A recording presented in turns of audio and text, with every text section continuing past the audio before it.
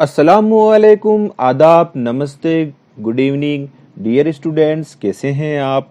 शोबाए Urdu SGGG college की इस e learning class में आपका खैर मकदम करता हूँ। अजीज़ तुलबा, हम एक बार फिर आपकी खिदमत में हाजिर हुए हैं अपने मौजू उर्दू शायरी की दबिस्तान के साथ। अजीज़ तुलबा, अब तक उर्दू शायरी के दबिस्तान में हमने दहली दबिस्तान की अहम ख़ुसूसियात को पढ़ लिया है, समझ लिया है। आइए अब हम दबिस्तान लखनऊ के बारे में समझते हैं, जानते हैं कि उसकी क्या क्या ख़ुसूसियात अदब में रही है। अदब ज़िंदगी और समाज का आईना होता है। अदब में वही चीज़ें नज़र आती हैं जो तारीख़ी, समाजी और सियासी अवामिल की हामिल होती हैं। तारीख के किसी एक हिस्से में किसी एक जुग्राफियाई यानी कि भौगोलिक इलाके के लोग जब अदब के एक रंग और एक तर्ज पर मुत्तफिक होते हैं तो वो दबिस्तान कहलाता है। उर्दू शायरी में दो दबिस्तान ख़ास तौर पर मशहूर हैं, दबिस्तान दहली और दबिस्तान लखनऊ। अज़ीज़ तुलबा, आइए दबिस्तान लखनऊ की खुसूसियात को समझते हैं। दहली के मुकाबले दबिस्तान लखनऊ शायरी का दूसरा रुख और दूसरी कैफियत है। दबिस्तान लखनऊ से मुराद शेर व अदब का वो ख़ास रंग है जो लखनऊ के कदीम शायरों और अदीबों ने इख्तियार किया। दहली के बरअक्स लखनऊ में दौलत की फरावानी थी, सियासी सुकून था। यही वजह है कि दोनों दबिस्तानों की खुसूसियात में नुमाया फ़र्क है। जब दहली उजड़ने लगी तो दहली के सारे शोरा लखनऊ आ गए। इनमें सिराजुद्दीन अली खां आरजू, सौदा, नासिक, सौज, इंशा शामिल हैं।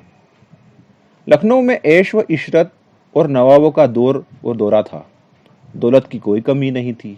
यही वजह है कि यहाँ के लोगों में सब मस्ती, रंगीन मिजाजी आ गई। लखनऊ की शायरी इस दौर की मुकम्मल अक्कासी करती है। ये खूबियाँ और खामियाँ लखनवी शायरी की यादगार हैं। आइए अब एक एक करके लखनऊ की शायरी की खुसूसियात को समझते हैं। पहली खुसूसियात में हुस्न व इश्क के खारजी मामलात का बयान। इसके बरअक्स दहली के अंदर हुस्न व इश्क के दाखिली मामलात का बयान था। यहाँ पर हुस्न व इश्क के खारजी मामलात का बयान हम समझने की कोशिश करेंगे। दहली के बरअक्स लखनऊ शोरा ने हुस्न व इश्क के खारजी मामला पर ज़्यादा जोर दिया। लखनऊ शोरा मासूक के खारजी औसाफ और लवाज़म से ज़्यादा दिलचस्पी रखते थे।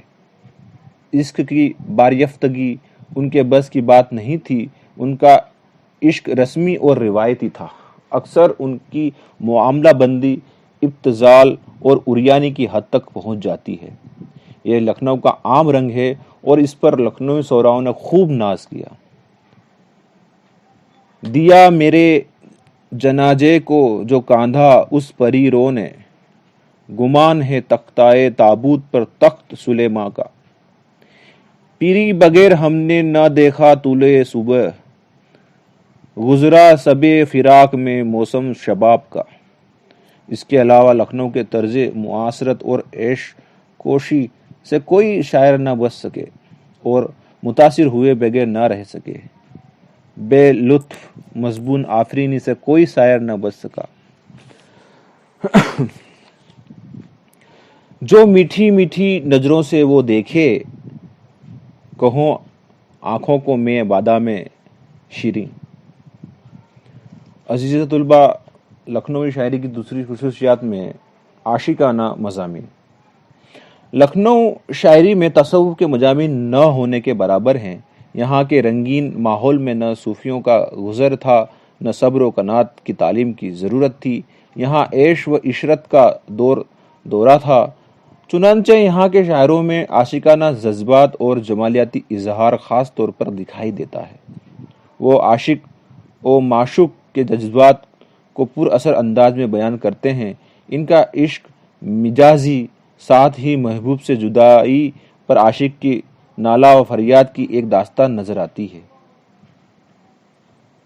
दम निकलता है मेरा हर आशिक व मासूक पर, گل میں تیرا رنگ بلبل میں تیری آواز۔ عزیز طلباء، تیسری خصوصیات شوقیانہ معاملات و جذبات، نساتیہ عنصر۔ لکھنؤ کا نوابی دور حقیقت میں عیش و عشرت کا دور تھا۔ یہاں کی شاعری میں نساتیہ عنصر غالب نظر آتا ہے۔ لکھنؤی سرمایے میں مسرت کی لہر دوڑی نظر آتی ہے۔ یہ لکھنؤ کی پرامن زندگی اور خوشحالی کا عطیہ ہے۔ فارغ البالی نے اہل لکھنؤ کو عیش و عشرت کی طرف مائل کر دیا تھا۔ یہاں حسن بے نقاب تھا، اس لیے یہاں شوقیانہ معاملات و جذبات کا بیان خوب نظر آتا ہے۔ الجھی سلجھی زلفیں ہیں اور کان میں ہاں بالا ہے، جرأت ہم پہچان گئے کچھ دال کا کالا کالا ہے۔ ساتھ ہی اس رعایت لفظی اپنائی گئی جو شعری لطافت کو مجروح کرے، متانت اور سنجیدگی سے گرے ہوئے اور پست خیالات کی کار فرمائی سرایت کر گئی۔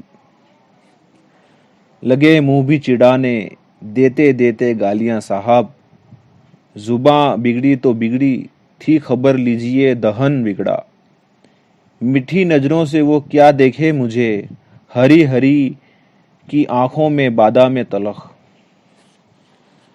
عزیز طلباء، چوتھی خصوصیات ریختگی۔ دہلی کے برعکس لکھنؤ کی زبان تصنع و بناوٹ آمیز ہے۔ اس کے علاوہ لکھنؤ تہذیب میں عشق و عیاشی و طوائف کی کثرت سے ایک قسم کا زنانہ پن آ گیا ہے۔ بعض شعراء نے بازاری عورتوں کی بول چال کو بھی شاعری میں شامل کر لیا اور نئی صنف ریختگی کو ایجاد کیا۔ ریختگی سے مراد ہے کہ عورتوں کی زبان سے ان کے جذبات اور خیالات کا اظہار کرنا۔ اس صنف کے استاد ناسک، رنگین، امانت، رشک، عصمت بیگم کے نام قابل ذکر ہیں۔ میں تیرے صدقے نہ رکھے اے میری روزہ، بندی رکھ لے گی تیرے بدلے ہزاری روزہ۔ اصلاح زبان۔ عزیز طلباء، یہ صحیح ہے کہ لکھنوی اسکول کی خصوصیات اور اس کے مصاحب ایسے ہیں کہ دور سے اس کی نشاندہی ہو جاتی ہے۔ سب کچھ ہونے کے باوجود زبان و بیان کی اصلاح کا تمام صحرا دبستان لکھنؤ ہی کے سر ہے، اور یہ کارنامہ ناسک کا ہے۔ ناسک سے پہلے بھی اصلاح زبان کی کوشش کی گئی ہے، لیکن ان اصولوں پر سختی سے عمل نہیں کیا گیا۔ سینکڑوں نامانوس اور غیر فصیح الفاظ اور زبان و شعر کے قواعد میں جو غلطیاں رہ گئی تھی، ناسک نے ان سب کی اصلاح کی تجویز کی اور ان پر خود بھی سختی سے عمل کیا اور شاگردوں سے بھی عمل کروایا۔ انہوں نے شعری زبان کا معیار مقرر کیا، قاعدے عروض کی طرف توجہ کی، بھدے اور شکیل الفاظ اور ناگوار محاورات کو زبان سے خارج کر دیا۔ مبالغہ آمیز تشبیہ اور استعارات۔ عزیز طلباء، زبان سازی اور زبان دانی کے ضمن میں لکھنؤ شعراء نے مبالغہ آمیز تشبیہات و استعارات کا کثرت سے استعمال کیا ہے۔ لکھنؤ شعراء نے ان کا استعمال اپنی عظمت کے اظہار کے لیے کیا۔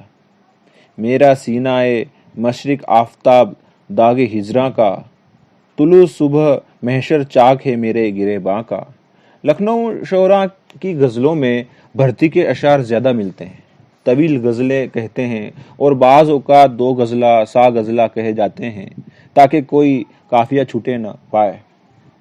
اس طرح مشکل بحریں، بے معنی ردیف اور قافیے کے استعمال کو لکھنؤ شعراء اپنا ہنر سمجھتے تھے۔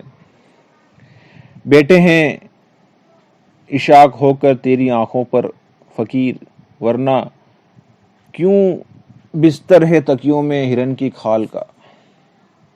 مجموعی طور پر لکھنویت زبان پر منحصر ہونے کے باعث ایک ماحول اور ایک مقام اور ایک وقت کی پابند ہو کر رہ گئی۔ الفاظ کی بازیگری کا تو اس قدر شوق شمایا کہ نثری فن پارے بھی اس سے مجروح ہوئے بغیر نہ رہ سکے، اور اس طرح شاعری اور ادب، سماج اور مقصد حیات سے بالکل منقطع ہو گیا، اور یہ اسکول انسانی جذبات کی صحیح عکاسی کرنے سے قاصر رہا۔ لے دے کر صنائع حسن الفاظ و ظاہری تحسین ہی دبستان لکھنؤ کا طرح امتیاز بن کر رہ گئی۔ گویا دبستان لکھنؤ کی شاعری ایک مجلس تھی جو مخصوص اثرات کے تحت پیدا ہو کر اپنی چمک دمک دکھا کر رخصت ہو گئی۔ اب نہ ایسے حالات پیدا ہوں اور نہ ایسی کیفیت پیدا ہو سکے گی، اس لیے لکھنویت ایک تاریخ ساز حیثیت بھی رکھتی ہے، جس کا ہم اہم کارنامہ معاملہ بندی، رعایت لفظی اور خارجیت ہے۔ اپنی انہی خوبیوں کے باعث یہ شعر و ادب کی تاریخ میں یادگار رہے گی۔ اس کے علاوہ انیس اور دبیر نے اردو مرثیے میں لکھنؤ دبستان کا نام روشن کیا۔ عزیز طلباء، یہ تھی لکھنوی دبستان کی اہم خصوصیات، جن میں ایک بار میں پھر سے آپ کے سامنے رکھوں موٹے موٹے طور پر کہ وہ کیا خصوصیات ہے۔ پہلی ہے حسن و عشق کے خارجی معاملات کا بیان، دوسرا ہے عاشقانہ مضامین، تیسرا ہے شوقیانہ معاملات و جذبات نساتیہ عنصر، اور ریختی اصلاح زبان، مبالغہ آمیز تشبیہات و استعارات۔ یہ وہ خصوصیات ہیں جنہوں نے لکھنوی اسکول کو بہت ہی شاندار ماضی دیا اور ادب میں بیش قیمتی شاعری کا اضافہ کیا۔ عزیز طلباء، امید کرتا ہوں آپ کو یہ لیکچر سمجھ میں آیا ہوگا اور اچھی طرح سمجھیں گے اس کو۔ کچھ غلطی ہو رہی ہو تو معاف کیجیے۔ اب میں آپ سے رخصت چاہوں گا اور آپ سے گزارش کروں گا کہ آپ اس کو اچھی طرح سے سنیں۔ اوکے، اللہ حافظ، تھینکس۔